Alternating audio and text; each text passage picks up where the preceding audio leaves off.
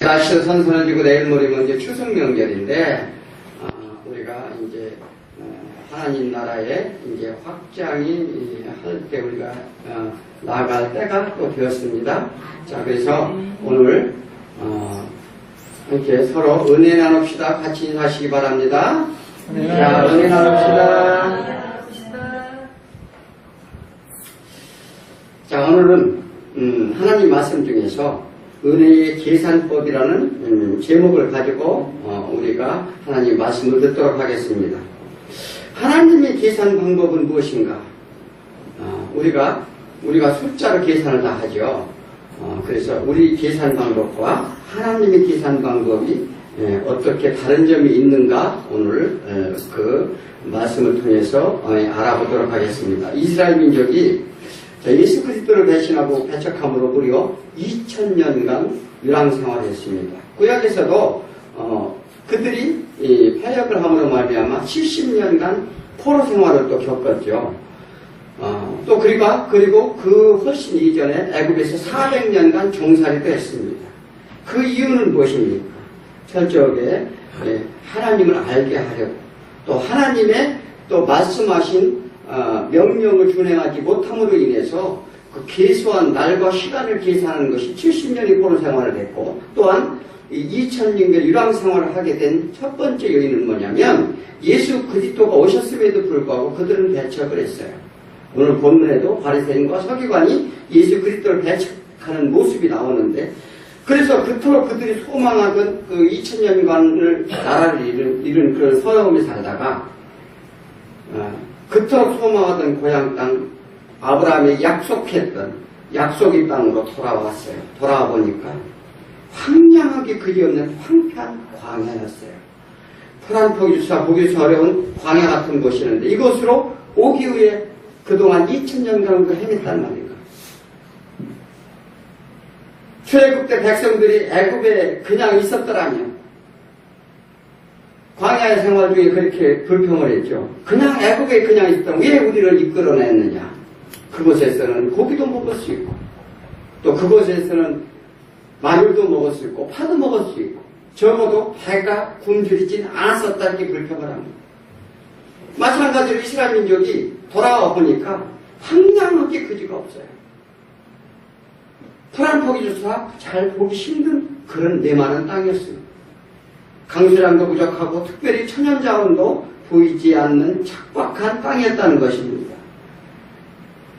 예수 그리스도가 걸으시고 고난받은 땅이 아니라면 찾을 이유조차 없는 그러한 땅이었어요. 그런데 출애굽 3장 8절이 뭐라 말씀하십니까? 내가 데려가서 애굽인의 손에서 건져내고 그들이 땅에서 인도하여 아름답고 광대한 땅 젖과 꿀이 흐르는 땅으로 인도하리라 하나님이 말씀하셨습니다. 하나님은 왜 그 땅을 젖과 꿀이 흐르는 땅이라 그렇게 말씀하셨을까요? 광야보다 상대적으로 좀 낫기 때문에 그랬을까요? 아니면 하나님이 거짓말 하신 건가요? 성경은 분명 복을 주신다고 약속을 하셨습니다. 우리는 단순히 보이는 것에만 치중을 하게 되어 있습니다. 우리 신앙생활도 마찬가지예요.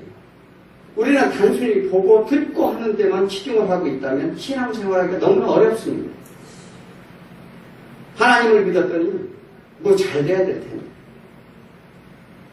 또 하나님을 믿었더니 뭔가를 얻어야 될 텐데 이러한 기대의심을 가지고 신앙생활을 하신다면 상당히 이 이스라엘 민족과 같은 어려움을 겪으신다는 것입니다. 그래서 젖과 꿀은 농사나 목축에 적합한 땅을 말하는 것입니다. 성경에서는 목자 이야기가 많이 나오죠.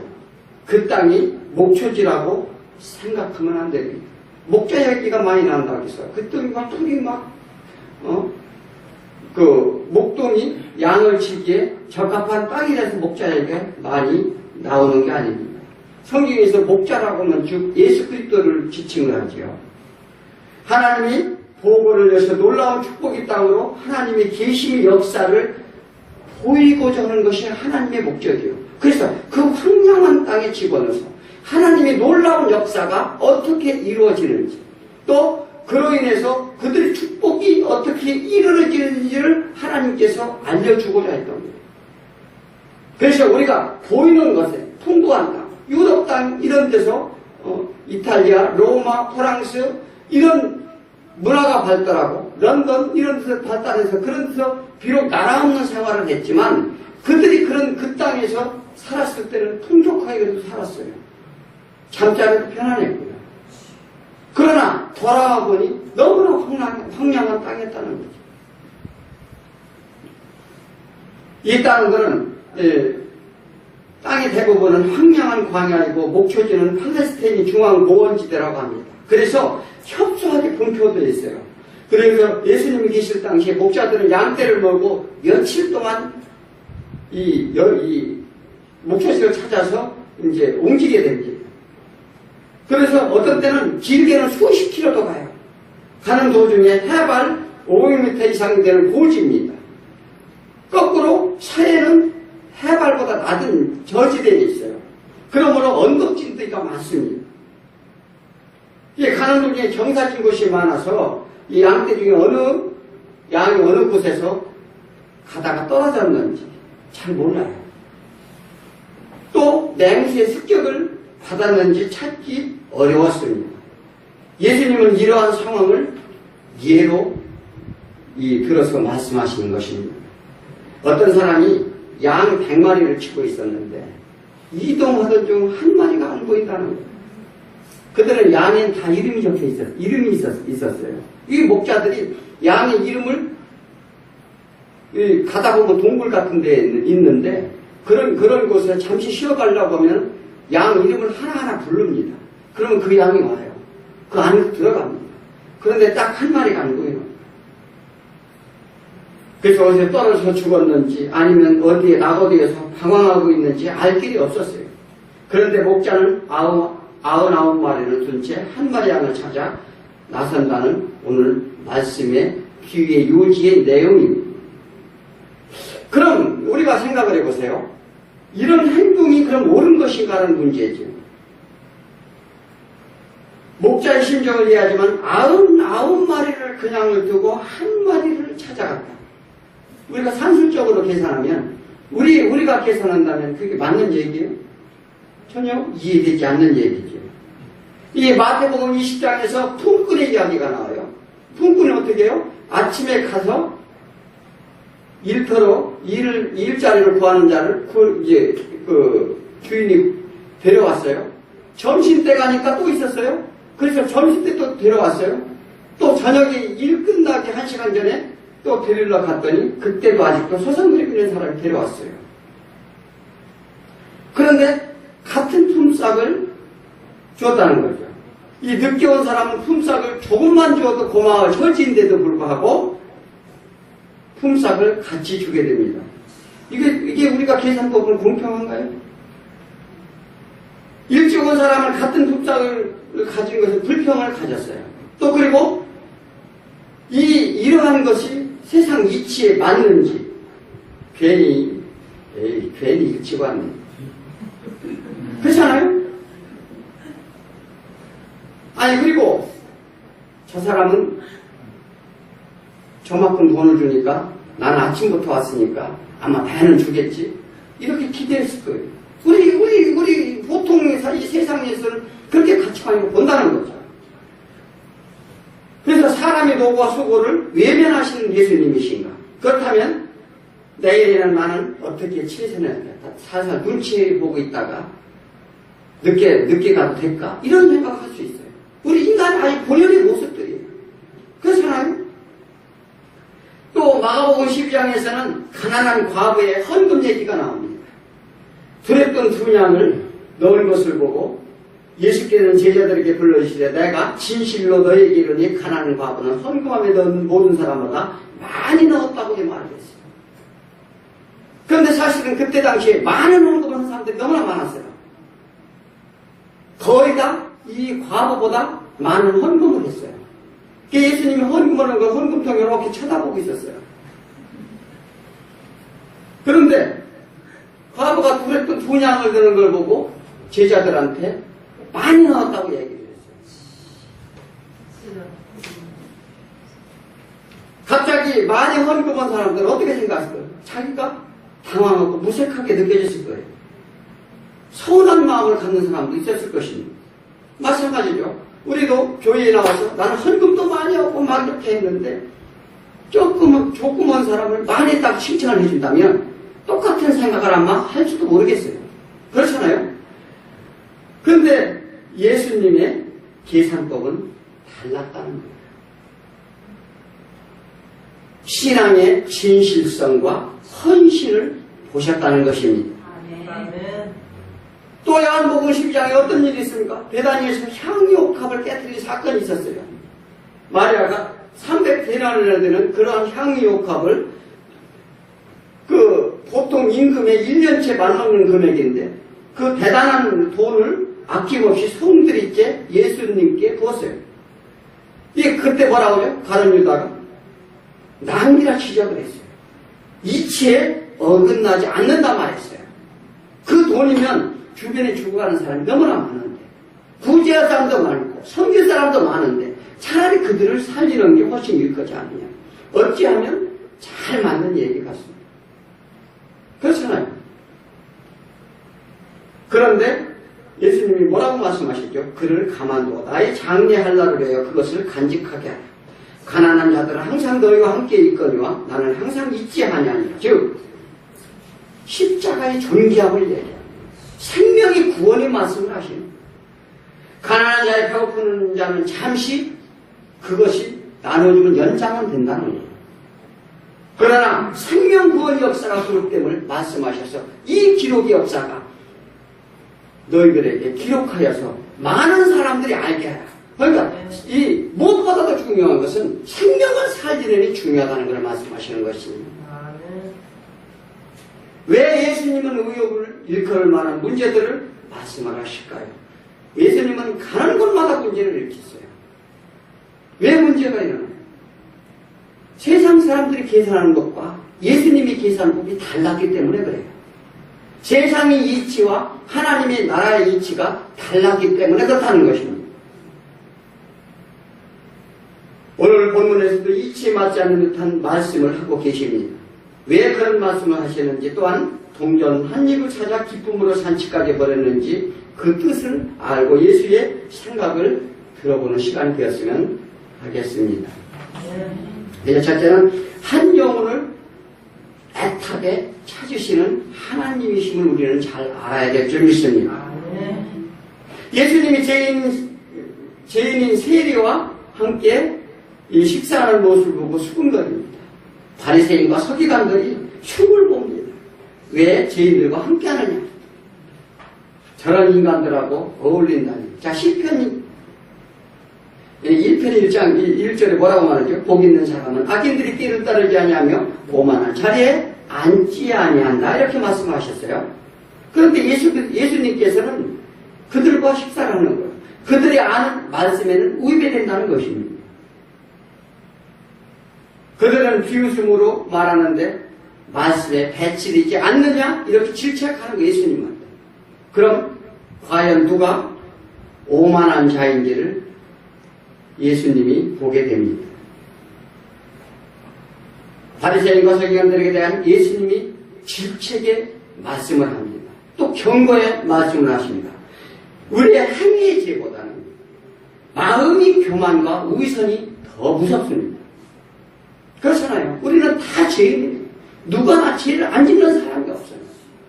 그런 행위의 죄보다는 마음의 교만하고 우위선된 자, 예수 그리스도를 부인하는 자들이 하나님께서는 더 그들을 죄를 중하게 보신다는 걸 믿어야 돼요.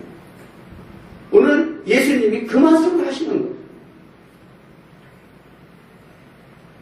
그러므로 회개할 것 없는 의인이라 자칭하는 바리새인과 서기관들은 99마리의 오늘 비유를 합니다. 하나님은 이처럼 스스로 의인이라 일컫는 교만한 자들에 대한 말씀으로 너희들은 목자가 필요하지 않지 않느냐. 본인들이 의인이라고 하는 거예요. 그렇지 않습니까? 교만한 자들보다 죄인이라도 회개하고 돌아올 자를 긍휼히 여겨 찾아 나서신다고 하시는 말씀이 있는 즉 죄인과 세리라도 예수 그리스도를 믿고 회개하며 돌아오는 자를 더 귀히 여긴다는 거예요. 그들의 핍박으로 그들이 정죄를 인하여 인간 이하의 취급을 받는 그들에게 오셔서 심령이 가난한 자. 심령이 가난한 자는 뭡니까? 내 마음이 가난해서 내가 예수 그리스도를 의지하지 않으면 살 수가 없는 자는 심령이 가난한 자라고 합니다. 심령이 가난한 자는 천국을 볼 수 있다고 하잖아요. 또한 애통하는 자. 내가 이 세상에 살면 모든 가운데 내가 아무리 열심히 하고 무엇을 할지라도 내가 되어지지 않고 예수 그리스도가 아니면 우리가 살 수 없이 애통하고 부르짖는 자에게 예수님은 오신다고 했어요. 모든 내 것을 풀어주려 하는 예수님이심을 믿으시기 바랍니다. 그들이 배척하던 세리와 죄인들은 특히 종교 지도자라는 그들이 어떻게 되는지 알아요? 예배도 참석도 못했어요. 죄인이다. 그렇게 정죄됐다. 그런 아주 노고라에서 집회나 행사나 이런 장에도 못 오게 했어요. 그리고 오히려 하나님이 나오는 것조차 그들은 허락지 않았습니다. 그러나 목자의 심정은 누구 하나라도 기이 여기지 않는 영혼은 하나도 없어요. 부모가 자식이 조금 잘못한다고 해서 그 자식이 아닌가요? 그래서 오늘 본문 뒤에 돌아온 탐자의 비유를 합니다. 화랑방탕한 자식이랄지라도 하나님께서는 돌아오는 자를 기뻐 여기신다는 거예요.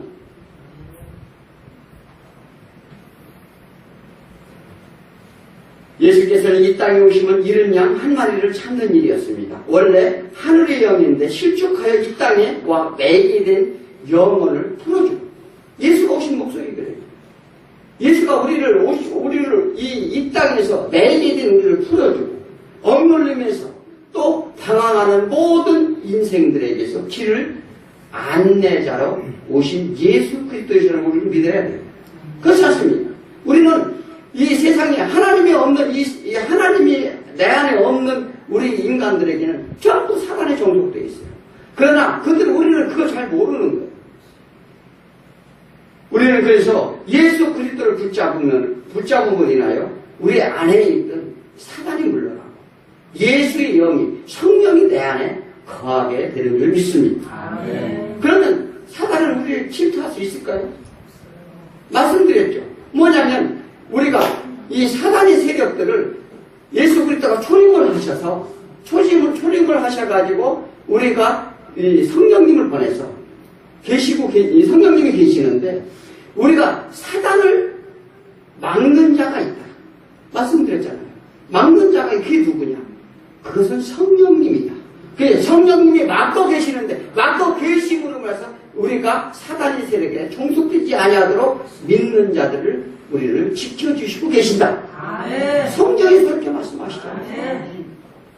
그런데 성령님이 떠나가고 예수 그리스도가 재림하셔서 우리의 모든 그동안의 질고의 삶을 신원을 해 주셔서 그러니까 계시록 6장에서 한탄을 하죠. 언제 우리 영혼을 우리가 이렇게 억울한 일을 해결해 주실 것입니까? 그러니까 충만한 수가 찰 때까지 기다려라. 반드시 내가 너희들을 신원해 주리라 예수님이 말씀하셨습니다. 우리는 소망이 다른 거 없어요. 이 세상에 사는 동안 우리는 예수 그리스도를 믿음으로 핍박을 받을 수 있고 고난도 받을 수 있고 힘이 들 수도 있어요. 그러나 예수 그리스도께서는 반드시 말씀하시기를 우리는 그러한 고난의 길로만 인도하시고자 하는 게 아닙니다. 반드시 거기에는 상응하는 축복을 해주시겠다는 약속의 말씀을 믿고 우리는 달려가는 줄 믿습니다. 야고보서 5장 20절에 너희가 알 것은 죄인을 미혹의 길에서 돌아서게 하는 자가 그 영을 사망에서 구원하여 허다한 죄를 덮을 것입니다. 예수 그리스도께서는 죄인을 위하여 그래서 오셨다는 것입니다. 그 죄를 사할 자는 이 세상에 누구도 없음을 믿으시기 바랍니다. 에스겔서 18장에 이렇게 말합니다. 나 주 여호와가 말하노라 내가 나의 삶을 두고 맹세하노니 너희가 이스라엘 가운데서 다시는 이 속담을 쓰지 못하게 되리라. 모든 영혼이 다 내게 속한 같이 아들의 영혼도 내게 속했나니 범죄하는 그 영혼이 죽으리라. 즉 세상에서 이탈되어 범죄하는 자들은 포용의 마음보다는 증오와 멸시만 합니다. 세상은 그래요. 저 친구 왜 저래? 또 그리고 저 친구 저거 또라이 아니야? 아니면 저 미쳤어? 세상은 그래요. 흉보고 깔보고 그럽니다. 그리고 배척을 받습니다. 한 번도 그리고요. 실수로 전과자로 나귀를 지키면 어때요? 사회에 적응하지 못하게 합니다. 또 그리고 때론 극단적인 선택을 강요하기도 합니다. 엊그저께 하일성이라고 그 야구 해설위원이 자살했어요. 그 사람 인격적으로는 훌륭한 사람이에요. 그러나요, 사단에 한번 게임이 종속이 되니까 문제가 심각하게 돌아가는 거예요. 그리고 고민이기 때문에 그가 이 많은 사람들이 침체기 들어왔어요. 그래서 죽는 거예요. 그 사람이 고민이 아니고 아무런 사람이 아니었으면 안 죽어요. 우리는 그렇다는 거예요. 세상이 그렇다는 거예요. 세상에서 주는 생각과 하나님이 주는 계산법은 다르다는 거예요. 그러니까 그가 하나님을 믿었다면 아마 이런 극단적인 선택은 안 했을 수도 있습니다. 그런데 세상이 사회가 우리를 그렇게 몰아간다는 거예요. 이러한 현상은 교회 내에서도 일어날 수 있습니다. 교회 공동체 안에 들어오지 못하게 우리가 막는 역할을 하는 경우도 있어요. 혹여 우리에게도 그런 모습이 있는지 잘 살펴봐야 될 줄 믿습니다. 아멘. 그런데 예수님은 그들이 배척하는 죄인들을 포용하고 계시다는 것입니다. 그들이 사단에 매인 것을 풀어달라 우리는 기도해야 될 줄 믿습니다. 글쎄요, 세상, 우리는 주변에 정말로 이렇게 그런 사람들이 있어요. 그러면 우리가 해야 될 일이 뭐냐면, 우리가 힘으로, 우리가 능으로 안 돼요. 그들은 이미 그런 사슬에 매여있기 때문에, 그 사슬을 매여있는 걸 누가 풀어줘요? 네, 예수님 오셔서 풀어준다고 그랬잖아. 감옥에 갇힌 자를. 그러니까 유대인들이 뭐라고 그랬어요? 우리가 언제 감옥에 갇혔느냐? 우리가 무슨 죄인이냐? 우리가 무엇에 매여있느냐? 이렇게 물어봅니다. 그래서 제가 몇 번 말씀드렸지만, 이 땅에서 매이면 하늘에서 매일 것이요. 이 땅에서 풀면 하늘에서 풀릴 것이다 말씀하신 이유가 뭐냐면, 이 땅에 무엇에 매여 있어요? 우리가 무엇에 종속되어 있는 거예요? 누구의 노예라는 거예요. 그런 노예로부터, 매인 자로부터 풀어주는 예수 그리스도를 믿으면 하늘에서 풀어져서 우리가 천국에 갈 수 있다는 얘기예요. 그걸 베드로한테 명령을 하고, 베드로가 교회를 세움으로 해서 교회에 오는 자들에게 다 풀어주겠다는 약속의 말씀인 줄 믿으시기 바랍니다. 우리는요, 우리가 힘으로 할 수 있는 것이 없어요. 그래서 그런 매인자들을, 그 사단의 매인자들을 풀어달라 예수 그리스도의 이름으로 우리는 기도해야 될 줄 믿습니다.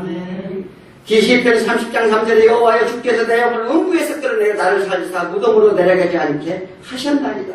이 다윗이요, 그가 정말 아무리 힘들고 어려운 고난 속에 정말 죽을 가운데 죽음을 여러 번 모면하면서 예수 그리스도, 이 하나님이 구원하시는 역사에 대한 그 시를 짓는 것입니다. 하나님은 하나님의 곁들었다는 영혼을 찾으시기를 쉬지 않으심을 우리는 그래서 믿으셔야 됩니다.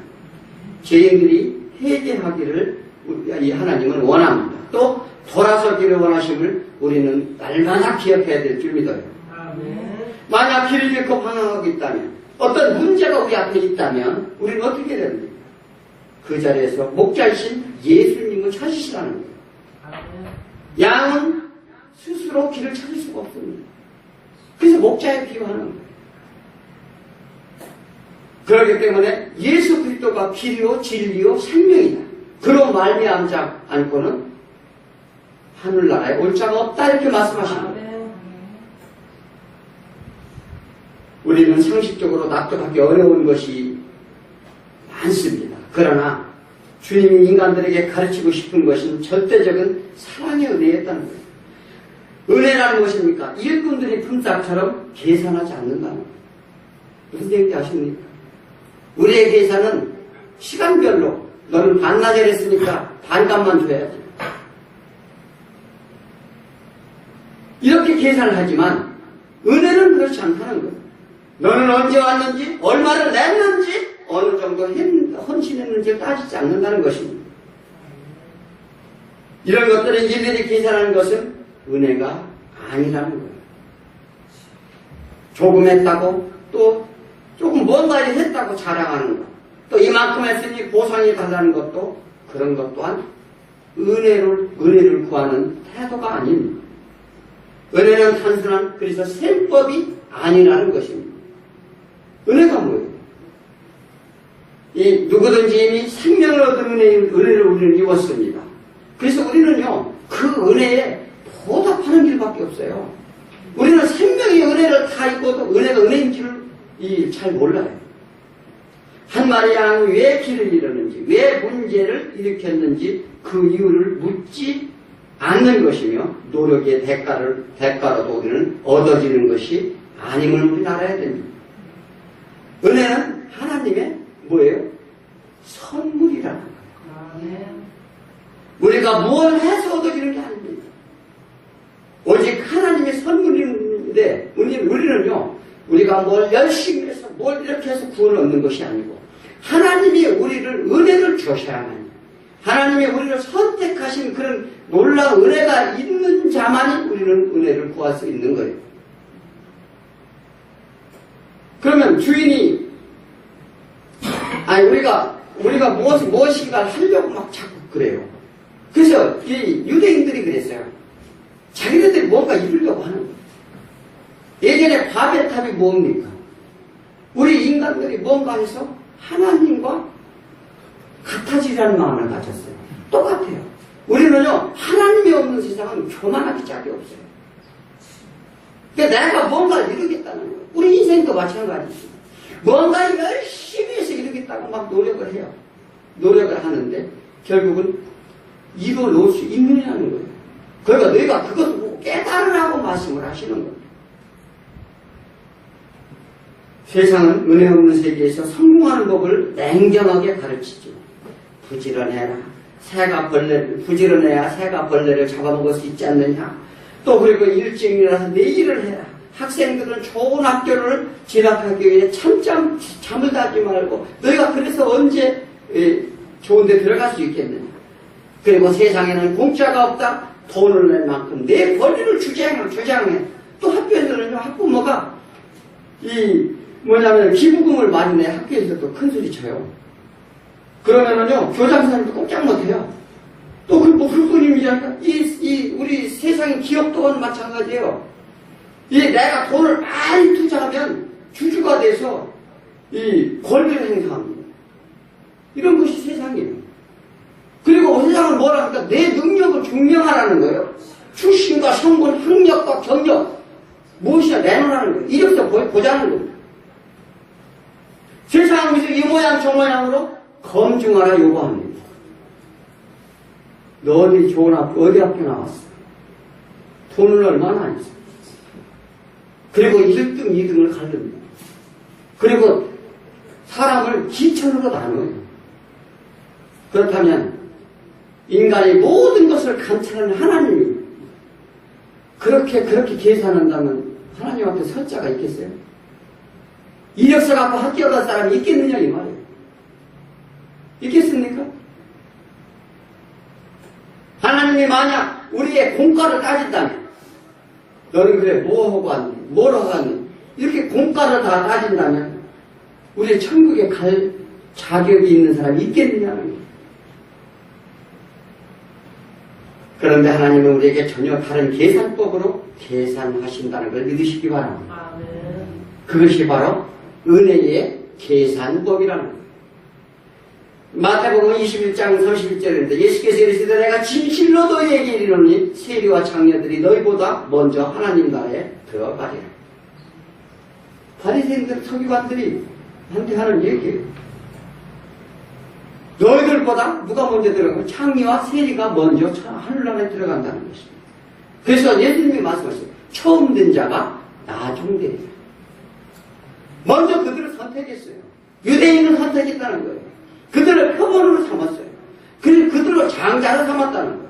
그래서 그들을 먼저 구원코자 했는데 예수 그리스도를 배척한 거예요.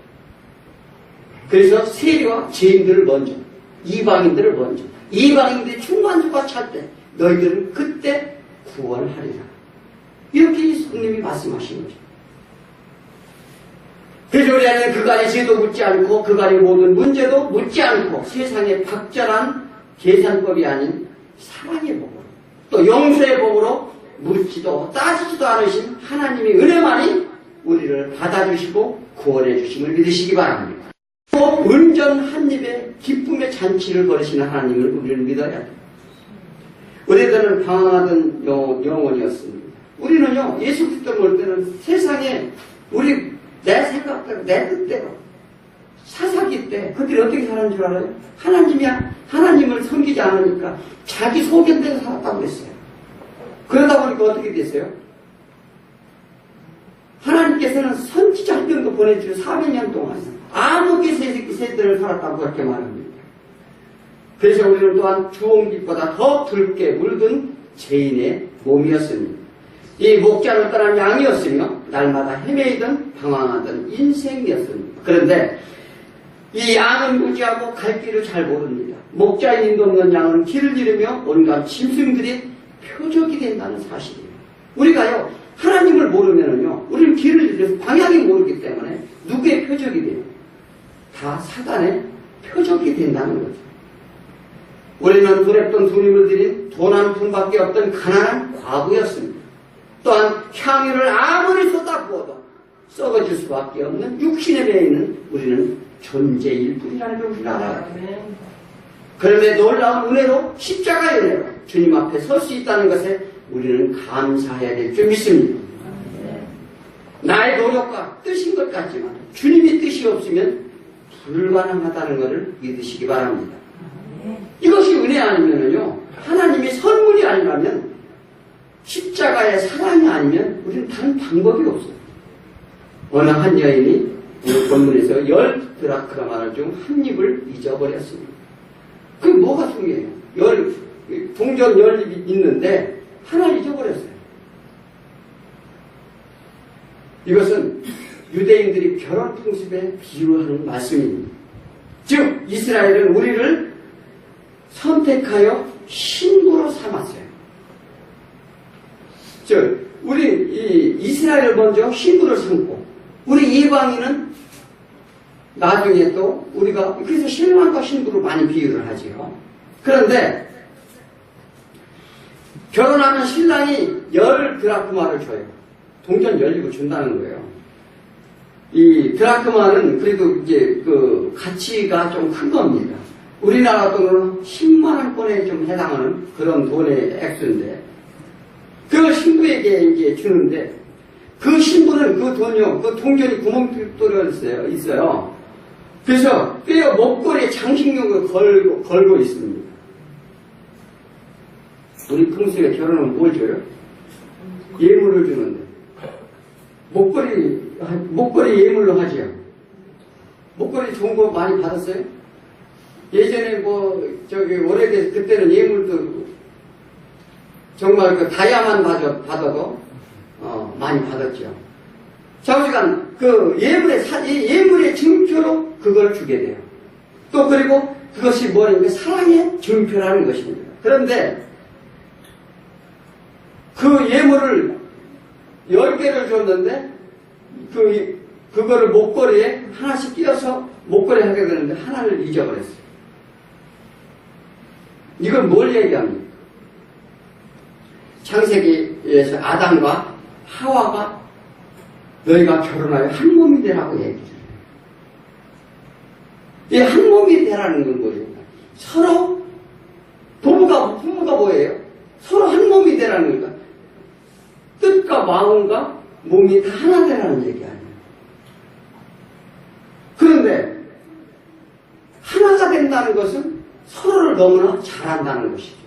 그러면 그것은 신랑과 신부의 관계인데 그것을 하나를 잊어버렸다는 건 소홀히 하겠다는 거예요. 에베소서 5장 31절에 그렇게 말합니다. 그러므로 사람이 부모를 떠나 그의 아내와 합하여 그들이 한 육체가 될지라 이 비밀이 크도다. 나는 그리스도와 교회에 대해 말하노라. 이것이 하나님의 비밀이니라. 이 혼인 약속을 하는 거예요. 그런데 이 약속에 드라크마가 그 동전 한 입의 약속이었다는 거예요. 그런데 그걸 잊어버렸어요. 이 말씀은 애초에 하나님의 신부였는데 예물을 잊어버린 즉 신랑을 지중히 여기지 않는 어리석음의 비유의 말씀입니다. 다시 말하면 에라수 유대인들은 그들을 선택해 결혼했습니다. 그런데 그들이 하나님을 버리고 예물조차도 기이 여기지 않는 데서 문제가 일어납니다. 언약이라는 게 무엇입니까? 창세기 3장 10절 후손의 언약을 최초로 시작을 해서 아브라함과 다윗과 이사야, 다니엘 모든 선지자들에게 418번이나 예수 그리스도가 오심의 약속을 합니다. 하물며 율법을 줘서 율법으로 말미암아 예수 그리스도의 오심의 약속을 알도록 했어요. 그런 시기의 약속을 그들한테 누누이 했는데도 불구하고 그들은 귀히 여기지 않았어요. 그래서 예수님이 말씀하십니다. 그들에게 말하는 거예요. 그런데 지금이라도 잊어버린 그 예물이 귀함을 알거든 집안 구석구석 다 찾아서라도 찾지 않겠느냐. 즉 너희들 중 바리새인 서기관일지라도 이런 자가 있으면 하나님이 얼마나 기뻐하시겠냐는 것입니다. 당시 유대인들은 이 농가는 바닥에 그들이 이제 그 바닥에 뭐를 깔았느냐면 마른 갈대나 돗자리를 깔았어요. 그래서 골풀로 깔아서 놓았는데 이 은전을 한 입이 떨어지면 찾기라 우리나라 마냥 뭐 이렇게 장판을 깔고 이런 데 까는 게 아니에요. 그래서 찾기가 굉장히 힘들어요. 그리고 9개만 있다면 그 목걸이 기증한 가치가 사라집니다. 다이아몬드 반지를 목걸이를 받았는데 알이 빠진 거랑 똑같아요. 알이 빠지면 뭐 소용이 있나요? 그런데 그 여인이 방안 구석구석을 땀을 뻘뻘 흘리며 그 드라크마를 찾았다면 얼마나 기쁘겠냐는 것입니다. 돈이 그 가치를 얘기하는 게 아니에요. 왜? 신랑이 오면 뭐라고 얘기할까? 신랑이 오면 아무런 가치 없는 거. 몰래 예물 팔아먹으신 분이 있어요? 신랑 몰래?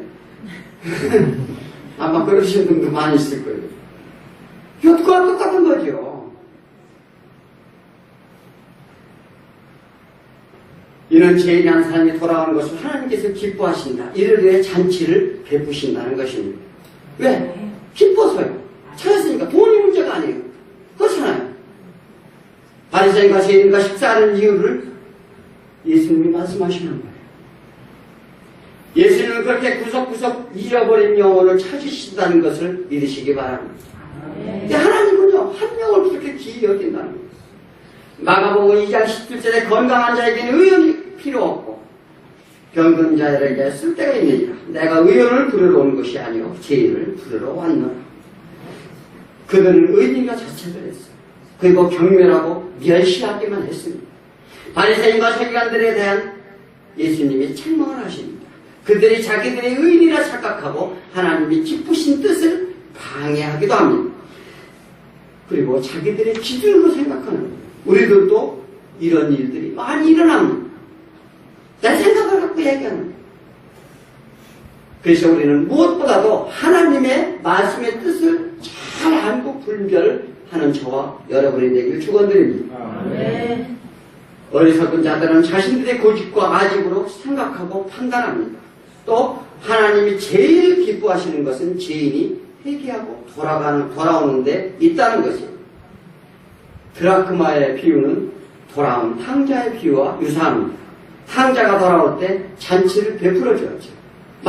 마찬가지로 양이 돌아왔을 때도 잔치를 베푼다고 말씀하셨어요. 100마리 양에서 10개의 드라크마로 또한 한 명의 아들로 비유해서 계속 말씀을 하십니다. 이것은 한 영혼의 기중함을 그들에게 깨우치는 마찬가지로 우리에게 한 영혼의 귀함을 하나님께서 말씀하시는 줄 믿으시기 바랍니다. 그러므로 제자들에게 예수님이 뭐라고 말씀하시죠? 그러므로 너희들은 가서 모든 족속을 제자를 삼아 아버지와 아들과 성령의 이름으로 세례를 주고 내가 너희에게 분부한 모든 것을 가르쳐 지키게 하라. 볼지어다 내가 세상 끝날까지 너희와 항상 함께 있으리라. 바리새인과 서기관들은 자신이 하나님의 자녀라고 하면서 하나님의 하고자 하는 뜻을 비난하고 잘 몰랐습니다. 예수님은 우리가 생각하는 세상적 방법이 아닌 절대 은혜를 강조합니다. 그렇다면 우리가 해야 할 일이 명백해졌습니다. 무슨 일입니까?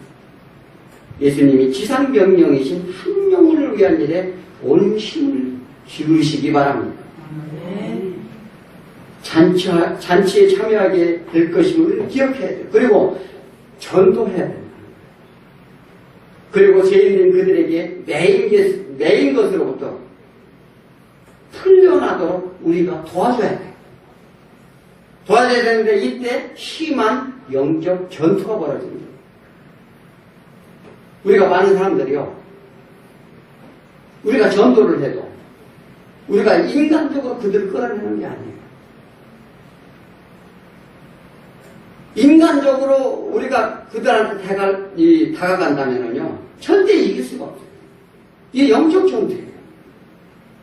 마찬가지죠. 우리가 전도자도 마찬가지예요. 내가 대지하고 내가 충만하지 않으면요, 다른 방법이 없어요. 싸워서 이길 수가 없다는 거예요. 그러면서 중요한 게 우선 내가 먼저 돼야 돼요. 내가 먼저 충만해야 된다는 것을 우리는 반드시 알아야 돼요.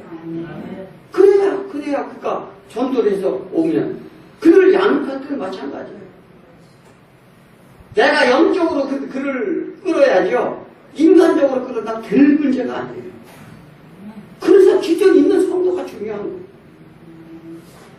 우리부터 배워져야 된다는 것입니다. 그렇지 않고는요, 전도를 해도 맨날 추풍랑처럼 떨어져요. 그래서 기도하시라는 거예요. 그래서 말씀에 우리가 집중하라는 거예요. 인간적인 말이 아니라 성령의 음성으로 듣게 하라는 거예요. 그래서 내가 반드시 너희들이 예수 안에 있는 자들은 내 영이, 예수님의 영이 세상의 사단을 넉넉히 이기게 해준다는 약속이 말씀을 믿고 가시라는 거예요. 그래서 우리는 영적 무장을 하고 그들을 향해 갈 때 반드시 이기심을 믿으시고 우리 모두 승리하셔서 축복의 잔치에 참여하는 또 초대받는 저와 여러분 되시기를 축원드립니다. 기도하겠습니다.